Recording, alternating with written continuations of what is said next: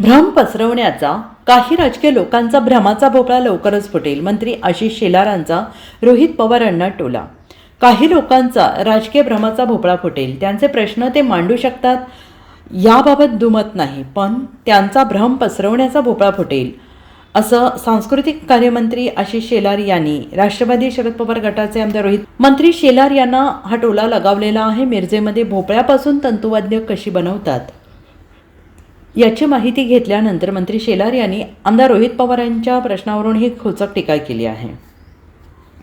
रोहित पवारांनी विमान मंत्र्यांच्या राजीनाम्यांची केलेली मागणीची खिल्ली उडवत विमान मंत्र्याचा राजीनामा मागणे म्हणजे बालिशपणा असल्याची टीका केली आहे. संजय राऊत हे महाराष्ट्राच्या राजकारणात गोट्या खेळण्याचं काम करतात आणि गोट्या खेळताना ते घाबरतात.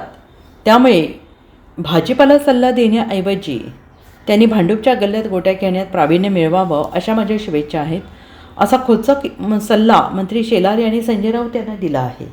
भोपळ्यापासून तंबोरा बनतो म्हणून माझ्या डोक्यासमोर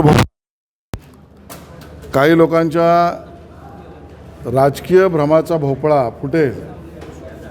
त्यांचे जे काही प्रश्न असतील ते मांडूच शकतात, त्याबद्दल काही दुमत नाही, पण भ्रम पसरवण्याचा भोपळा लवकरच फुटेल असं मला वाटतं. विमान वाहतूक मंत्र्यांनी राजीनामा द्यावा नायडू यांनी, असं रोहित पवार यांनी सुद्धा सांगितलेलं आहे.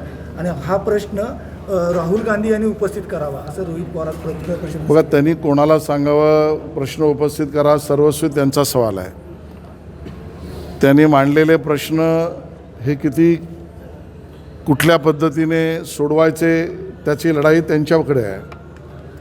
पण बालिशपणे मंत्र्यांचा राजीनामा मागणं याला मी फक्त बालिशपणाच असं म्हणेन. त्याचा दुसरा असाही आरोप आहे की विमान आदळवलं गेलं आणि ब्लॅक बॉक्स जळतो कसा. बघा, हे सगळे जे काही चौकशीत समोर येईल. टिपूच्या नावाने भाजप टिपऱ्या खेळत आहे असं संजय राऊतांचा आरोप आहे. की संजय राऊत हे महाराष्ट्राच्या राजकारणात भांडूपच्या गल्लीत गोट्या खेळायचं काम करतात आणि त्या गोट्या खेळण्यामध्ये त्यांची एक वीज पूर्ण फाटलेली असते. आणि त्यामुळे त्यांनी आम्हाला आणि भाजपला सल्ले देणं याच्यापेक्षा भांडूपच्या गल्लीतल्या गोट्या खेळण्यामध्ये तरी प्रावीण्यता मिळवावी अशी मी त्यांना शुभेच्छा देईन. Bureau report SPN Marathi, Mumbai.